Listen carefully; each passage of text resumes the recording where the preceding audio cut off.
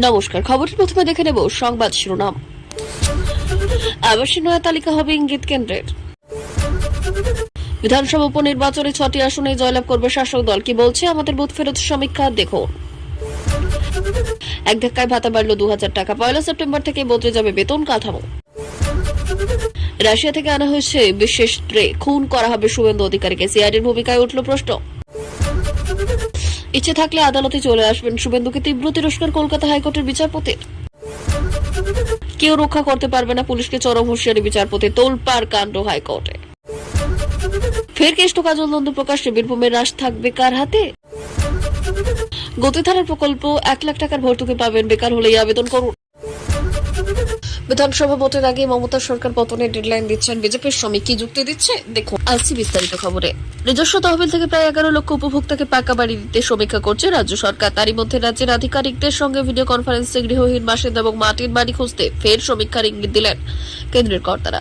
প্রশাসন সূত্রে খবর, কেন্দ্রীয় গ্রামোন্নয়ন মন্ত্রকের যুগ্ম অধিকর্তা গয়া প্রসাদ এবং যুগ্ম সচিব অজয় মোরে জানিয়েছেন, প্রতিটি ব্লকে সমীক্ষক দলকে নিয়ে কর্মশালা করার পর আগামী অর্থবর্ষের গোড়া থেকে আবাস প্রকল্পের নতুন তালিকা তৈরির কাজ ফের শুরু হবে। মঙ্গলবার পশ্চিমবঙ্গ, সিকিম সহ কয়েকটি রাজ্যের আবাস প্রকল্পের দায়িত্বে থাকা রাজ্য এবং জেলা স্তরের আধিকারিকদের সঙ্গে ভিডিও কনফারেন্স করে কেন্দ্রের ওই দুই আধিকারিক সূত্রের দাবি, সেখানে তারা জানান 2018 সালে তিনি তালিকার মেয়াদ ফুরিয়েছে আর বিভিন্ন রাজ্য নতুন তালিকা তৈরির জন্য চিঠি দিয়েছেন, তাই সমীক্ষা করে নতুন তালিকা তৈরির সিদ্ধান্ত নেওয়া হয়েছে। এই তালিকা ধরে 2019 থেকে 30 পর্যন্ত অনুদান পাবেন উপভোক্তারা। প্রশাসন সূত্র অনুযায়ী 2টি পর্যায়ে সমীক্ষা হবে। প্রথম পর্যায়ে মোবাইল অ্যাপ্লিকেশনের মাধ্যমে যে কোনো বাসিন্দা আবেদন করতে পারবেন, দ্বিতীয় পর্যায়ে সমীক্ষক দল তথ্য সংগ্রহ করবে আর তৃতীয় পর্যায়ে তালিকা তৈরি হবে। প্রশাসনের এক কর্তার দাবি, আবাস যোজনার অনুদানের জন্য রাজ্য যেসব মানদণ্ড নির্ধারণ করেছে, নতুন তালিকা তৈরির ক্ষেত্রে কেন্দ্রও তাতে মান্যতা দিতে চাইছে। রাজ্যের পঞ্চায়েত মন্ত্রী প্রদীপ মজুমদারের বক্তব্য, আমরা নতুন তালিকা তৈরির জন্য বারবার চিঠি দিচ্ছি, সেই জন্য ভার্চুয়াল বৈঠক করেছে। রাজ্যের বিরোধী দলনেতা বিজেপি শুভেন্দুর অধিকারী হুঁশিয়ারি, এবার চূড়ান্ত তালিকার জন্য অপেক্ষা করছি, ঠিকঠাক না হলে পঞ্চায়েত থেকে শুরু করে নবান্ন পর্যন্ত বিক্ষোভ কর্মসূচি তৈরি আছে। বুধবার রাজ্যে 6টি বিধানসভা আসনে শূন্য পদে উপনির্বাচন হয়। এই উপনির্বাচনের ফলাফল ঘোষণা হবে 23 তারিখ। তবে তার আগে সময় 365 দিন আপনাদের জন্য এনেছি বুথ ফেরত সমীক্ষা। রাজ্যে উপনির্বাচন হয়েছে মেদিনীপুর, মাদারিহাট, হারোয়া, সিতোয়, তালডাংরা এবং নৈহাটি বিধানসভা কেন্দ্রে। রাজ্যে উপনির্বাচন হয়েছে মেদিনীপুর, মাদারিহাট, হারোয়া, সিতাই, তালডাংরা এবং নৈহাটি বিধানসভা কেন্দ্রে। মেদিনীপুর বিধানসভা কেন্দ্রে তৃণমূলের হয়ে লড়েছেন সুজয় হাজরা, বিজেপি প্রার্থী শুভজিৎ রায়। আমাদের বুথ ফেরত সমীক্ষা অনুযায়ী এবারও এই আসন জিতে নিতে পারে শাসক দলের দখলে। তবে এই বিধানসভা আসনে হাড্ডাহাড্ডি লড়াই হতে পারে তৃণমূল এবং বিজেপির মধ্যে। মাদারিহাট বিধানসভা কেন্দ্রের প্রার্থী হিসেবে তৃণমূল থেকে রয়েছেন জয়প্রকাশ টপ্পু, বিজেপি থেকে রাহুল রোহার। তবে এইবার সম্ভাব্য বুথ সমীক্ষা অনুযায়ী এখানের বেশিরভাগ চা বাগানেই টিএমসি মুখে, যা বড়সড় পরিবর্তন আনতে পারে এবারের উপনির্বাচনে।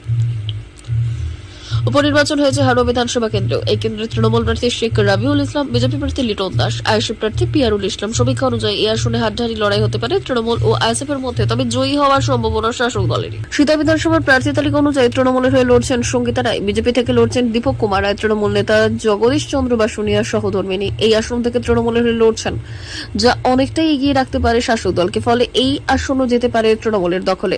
তালডাংরা বিধানসভা আসনে তৃণমূল থেকে দাঁড়িয়েছেন ফাল্গুনী সিংহ রায় বাবু, বিজেপি থেকে দাঁড়িয়েছেন অনন্যা রায় চক্রবর্তী।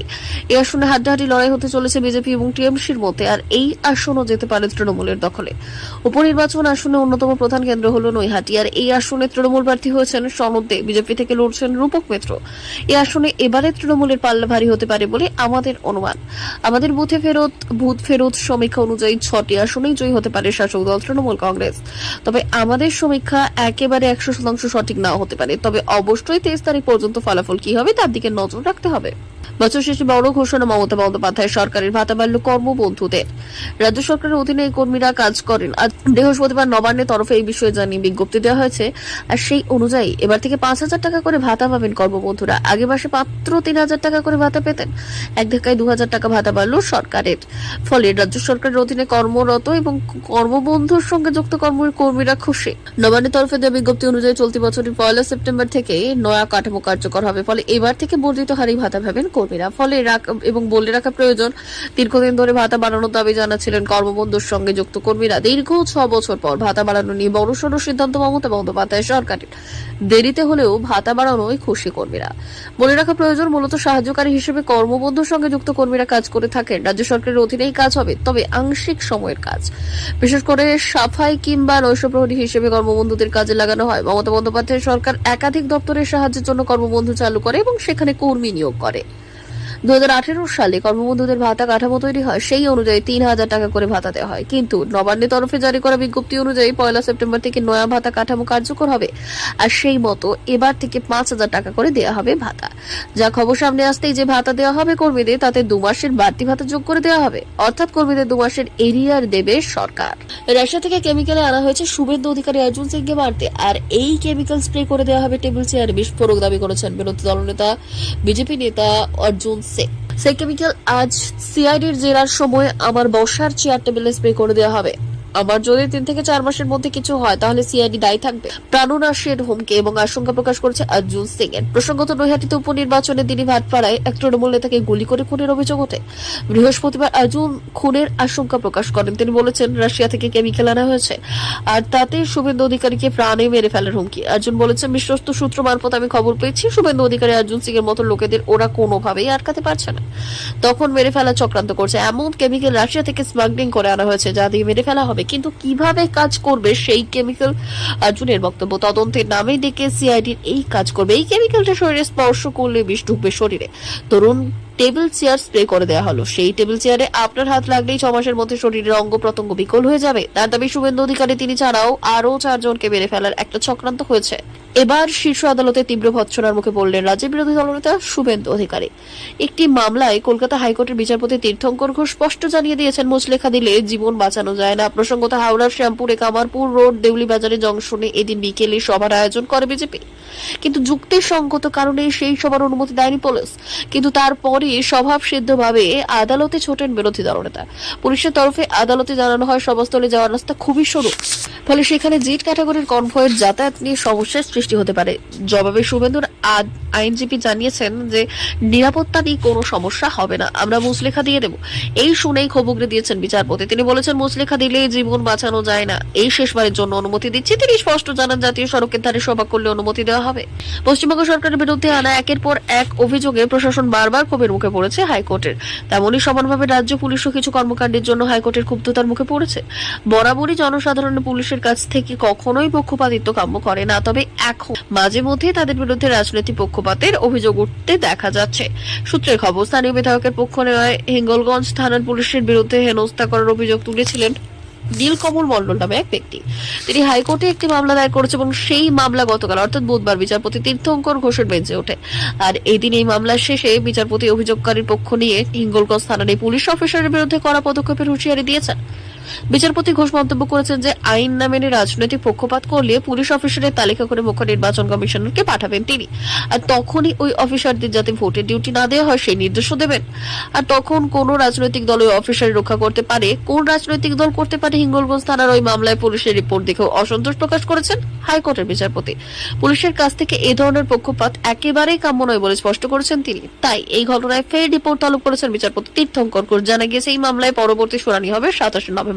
বীরভূমে ফের তৃণমূলের অন্তরে সেই পুরনো লড়াই নতুন করে মাথাচাড়া দিতে চলেছে। একদিকে অনুব্রত মণ্ডল ওরফে কেষ্ট, আর অপরদিকে কাজল শেখ। এতদিন জেলে ছিলেন কেষ্ট মণ্ডল, আর তার জেরে ধীরে ধীরে নিজের আধিপত্য বিস্তার করে ফেলেছিলেন কাজল। কিন্তু কিছুদিন আগেই ফের এসেছে কেষ্ট মণ্ডল তিহার থেকে সোজা বীরভূম। বুধবার সকালে আচমকাই বাইক মিছিল করে এবং কঙ্কালীতলায় যায় কাজল শেখ ঘনিষ্ঠ নানুরের বিধায়ক বিধান মাঝি। কঙ্কালীতলা গ্রাম পঞ্চায়েত অনুগামীদের নিয়ে বৈঠকও করেছিলেন তিনি, তবে সেই বৈঠকে উপস্থিত ছিলেন না অনুব্রত অনুগামী উপপ্রধান। এই ঘটনাকে ঘিরে স্বাভাবিকভাবে নানা চর্চা শুরু হয়েছে বীরভূম তৃণমূলের অন্তরে।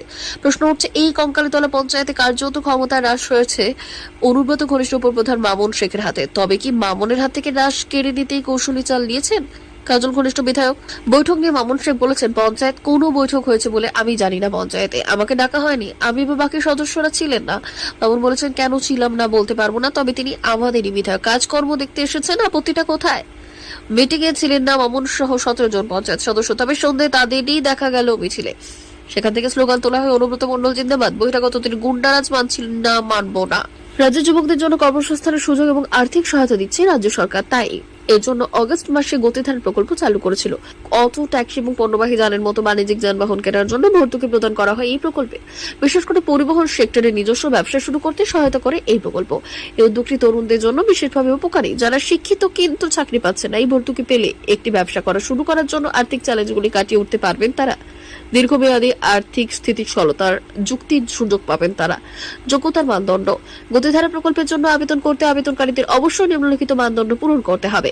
বয়স: আবেদনকারী 20 এবং 45 বছরের মধ্যে হতে হবে। সরকারি নিয়ম অনুযায়ী এসসি, এসটি এবং ওবিসি প্রার্থীদের জন্য বয়সে ছাড় পাবেন। পারিবারিক আয়: আবেদনকারীর পারিবারিক আয় প্রতি মাসে 25,000 টাকার কম হতে হবে। বাসস্থান: আবেদনকারীকে অবশ্যই পশ্চিমবঙ্গের বাসিন্দা হতে হবে। এমপ্লয়েড ব্যাংক এবং রেজিস্ট্রেশন: আবেদনকারীকে রাজ্যের এমপ্লয়মেন্ট ব্যাংক রেজিস্টার করতে হবে। অন্যান্য প্রয়োজনীয়তা: আবেদনকারীকে অবশ্যই একটি গাড়ির পারমিট এবং অন্যান্য প্রয়োজনীয় নথি থাকতে হবে। গতিধারা প্রকল্পের স্কিমের জন্য কিভাবে আবেদন করবেন? গতিধারা প্রকল্পের জন্য আবেদন প্রক্রিয়াটি নিম্নরূপ। পশ্চিমবঙ্গ পরিবহন বিভাগের অফিসিয়াল ওয়েবসাইট দেখুন। স্কিমের জন্য প্রদত্ত আবেদনকারী ডাউনলোড করুন আবেদনপত্র। ফর্মগুলিতে প্রয়োজনীয় সমস্ত বিবরণ পূরণ করুন। প্রয়োজনীয় নথি স্ক্যান করুন এবং আপলোড করুন। অনলাইনে সম্পূর্ণ আবেদনপত্র জমা দিন। বিকল্পভাবে আবেদন প্রক্রিয়া বিষয়ে আরো তথ্য এবং সহায়তা পেতে আপনি আপনার স্থানীয় পৌরসভা বা পঞ্চায়েত অফিসে যেতে পারেন। আবেদনের জন্য প্রয়োজনীয় কাগজপত্র: আবেদনকারীকে আবেদনের জন্য নিম্নলিখিত নথি অবশ্যই জমা দিতে হবে। 1. আবেদনকারীকে আবেদনের জন্য নিম্নলিখিত নথি অবশ্যই জমা দিতে হবে। 1. গতিধারা প্রকল্পের জন্য পূরণ করা আবেদনপত্র। 2. পারিবারিক আয় প্রমাণ। 3. আবেদন করার উদ্দেশ্য এবং কারণ ব্যাখ্যা করে একটি লিখিত স্টেটমেন্ট। 4. গাড়ির পারমিটের জন্য আবেদনপত্র। 5. এমপ্লয়মেন্ট ব্যাংক রেজিস্ট্রেশন প্রমাণ। 6. বয়সের প্রমাণ হিসেবে জন্ম সার্টিফিকেট। 7. বসবাসের প্রমাণ। 8. পরিচয়ের প্রমাণ। 9. ব্যাংক পাসবুকের প্রথম পেজে জেরক্স। 10. পাসপোর্ট সাইজের ছবি। 11. আপনি যে গাড়িটি কিনতে চান সেই সম্পর্কে বিস্তারিত তথ্য। পশ্চিমবঙ্গ নিয়ে এবার ডেডলাইন বিজেপির। 2023 সালে পশ্চিমবঙ্গে মমতা সরকার পতনের ডেডলাইন দিয়েছিল বিরোধী দলনেতা শুভেন্দু অধিকারী। ডেডলাইন দিয়েছিলেন ডিসেম্বরে, তা ঘটেনি। এবার ডেডলাইন শোনা গেল পশ্চিমবঙ্গের বিজেপির সাংসদ সমীক ভট্টাচার্যের। তার ডেডলাইন হলো 8 মাস। বুধবার পশ্চিমবঙ্গে 6টি কেন্দ্রে উপনির্বাচন হয়েছে। বিক্ষিপ্ত অশান্তিও দেখা গেছে রাজ্যে। নৈহাটিতে ভোটের মাঝে ভাটপাড়ায় তৃণমূল নেতাকে প্রকাশ্যে চায়ের দোকানে গুলি করে খুনের ঘটনাও ঘটেছে। ভুয়ো ভোটার বিজেপি এজেন্ট বসতে না দেওয়ায় একাধিক অভিযোগ তুলেছে রাজ্য বিজেপি। এহেন আবহে সাংবাদিক সম্মেলনে গুরুতর দাবি করলেন বিজেপি রাজ্যসভার সাংসদ সমীক ভট্টাচার্য। ঠিকই বলেছেন সমীক। তার কথায় 2026 পর্যন্ত এই সরকার টিকবে না, ভবিষ্যৎ লেখা হয়ে গিয়েছে। আর 8 মাস পরে তৃণমূল কংগ্রেসের সরকার থাকবে না। কোনো রাষ্ট্রপতি শাসন নয়। বস্তুত শুধু সমীক নন, সম্প্রতি কেন্দ্রীয় স্বরাষ্ট্রমন্ত্রী অমিত শাহ দাবি করেছেন মমতা সরকার 2026 সাল পর্যন্ত টিকবে না। কিন্তু কিভাবে পতন তার স্পষ্ট যুক্তি মেলেনি। এর আগেও রাজ্য বিজেপির একাধিক নেতা দাবি করেছিলেন পশ্চিমবঙ্গে রাষ্ট্রপতি শাসন দরকার। এমনকি জগদীপ ধনখড় যখন রাজ্যপাল ছিলেন তখন রাষ্ট্রপতি শাসনের দাবি জোরালো হয়েছিল। রাজনৈতিক বিশেষজ্ঞের মতে রাষ্ট্রপতি শাসন জারি হলে আখেরে মমতারই লাভ হতে পারে, আর সেক্ষেত্রে জনগণের একাংশের সিম্প্যাথি চলে যেতে পারে মমতার পক্ষে। এমনকি তৃণমূল কংগ্রেসেরও দাবি করবে ভোটের মাধ্যমে ক্ষমতায় আসতে না পেরে রাষ্ট্রপতি শাসনের সাহায্য নিচ্ছে কেন্দ্র। তবে সমীক কিন্তু স্পষ্ট করলেন রাষ্ট্রপতি শাসন নয়, সেক্ষেত্রে কিভাবে। প্রিয় দর্শক, আমাদের চ্যানেলের নিয়মিত ভিডিও পেতে চ্যানেলটি সাবস্ক্রাইব করুন। ধন্যবাদ।